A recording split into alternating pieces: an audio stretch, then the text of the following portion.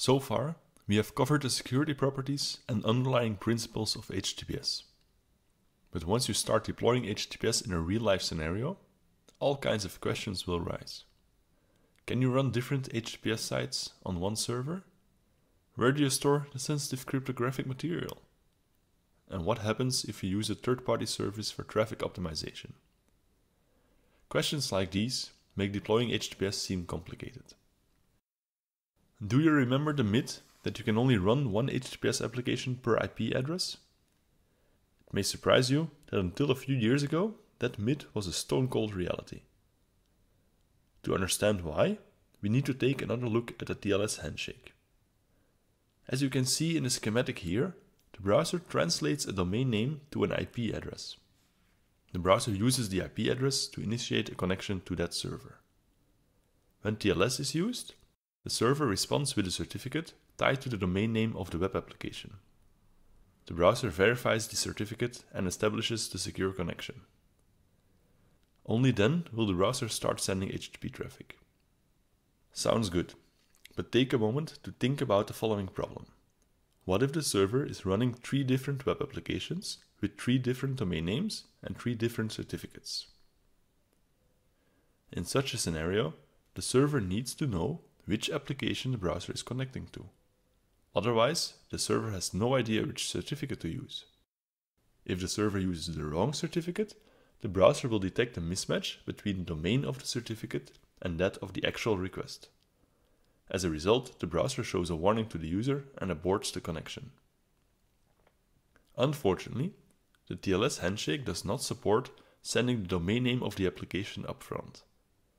Because of this limitation, you could only run one HTTPS application per IP address.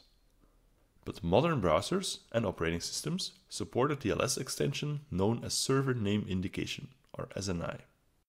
With SNI enabled, the client includes the domain name of the application it is connecting to in the first step of the handshake. Now that the domain name is known upfront, the server can select the right certificate. In this scenario, SNI is essential to establish the connection without errors.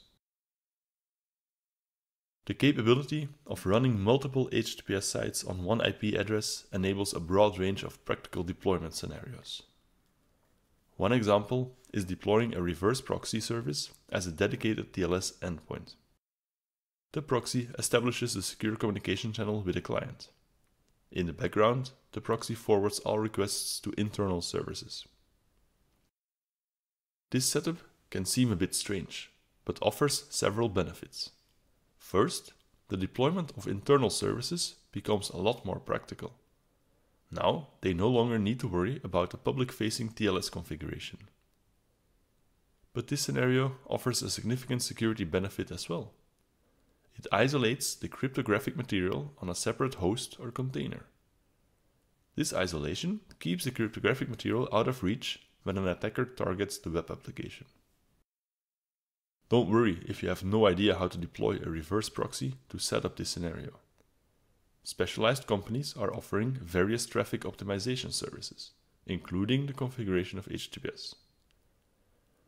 One example of such a company is Cloudflare. Cloudflare offers protection against denial of service attacks, but also supports the deployment of HTTPS.